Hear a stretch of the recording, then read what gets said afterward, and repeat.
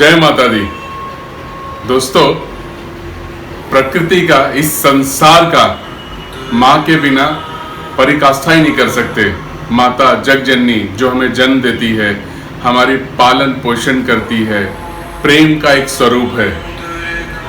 और कितनी अद्भुत सी बात होती है उस प्रेम, उस ऊर्जा में कि हम अपना पूरा जीवन काल भी अगर इस माँ के चरणों में समर्पण कर दें तो भी कम है। इसीलिए कहा जाता है कि आप सबका ऋण चुका सकते हो, लेकिन माँ का ऋण कभी भी नहीं चुकाया जा सकता, क्योंकि माँ का ऋण इस तरह से है, इस ऊर्जा में, उस प्रेम, उस पवित्र बंधन में है जो जन्मों जन्म तक भी नहीं चुकाया जा सकता। और अब देखिए, नवरात्रि का वो समय आ गया है जहाँ हम पूजा अर्चना के साथ माँ के स्वरूप का गुणगान करते हैं। तो आइए आज हम जानते हैं कि नवरात्र क्यों मनाया जाता है। बहुत दिलचस्प कहानी है। नवरात्र जब भगवान राम रावण से युद्ध करने के लिए जा रहे थे और वो युद्ध अपनी चरम सीमा पे था, युद्ध जब बहुत चरम सीमा पे था, तब भगवान राम ने माता का 9 स्वरूपों में, 9 रूप में उनकी पूजा अर्चना की।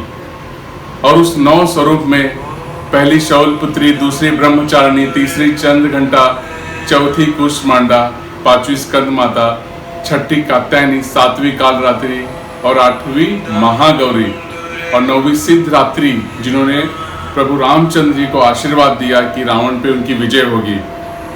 और आप सभी को पता है, नवरात्रि की 9वीं के बाद दशहरा यानी कि विजयदशमी, जिस दिन रावण का वध हुआ था।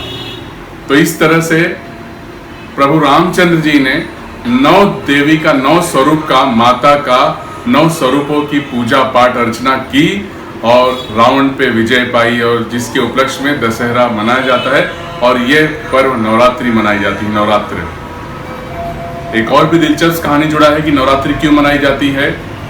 महिषासुर, जिसका आधा शरीर भैंसे का था और आधा राक्षस का शरीर था, उसने परमपिता ब्रह्मा जी को तपस्या करके प्रसन्न किया और वरदान मांगा कि उसका वध कोई नहीं कर सके, अजन्म हो। ब्रह्मा जी ने कहा ऐसा मुमकिन नहीं है, मृत्यु तो होगी, लेकिन किसके हाथों होगी उसकी आप एक चयन कर सकते हो। उसने कहा कि मेरी मृत्यु ना ही भगवान ना ही मनुष्य जाति किसी से न हो, सिर्फ नारी शक्ति को छोड़ के।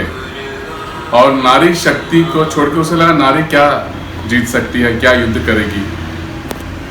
और आप सभी को पता है कि महिषासुर तीनों लोकों पे विजयी पाया और इंद्र का राजपाट सब लेके देवताओं को बहुत कष्ट दिया।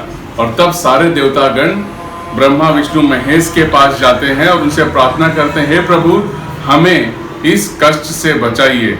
और तब ब्रह्मा विष्णु महेश इन तीनों जन के पुंज से एक ज्योत प्रकट होता है और उस ज्योत से माता का अस्तित्व, माता की ऊर्जा, जिसे हम 9 दुर्गा रूप में माता का पूजा करते हैं 9 स्वरूपों में, और उस पुंज से ऊर्जा जो स्थापित हुई, वहाँ पे ब्रह्मा जी ने अपना कमंडल दिया, त्रिशूल शिव जी ने दिया, विष्णु जी ने चक्र दिया। ऐसे हर एक देवताओं ने अपने एक एक अस्त्र माता को सप्रेम भेंट करते हुए, और माता ने फिर महिषासुर से वध किया और 9 दिनों तक वो वध चला था।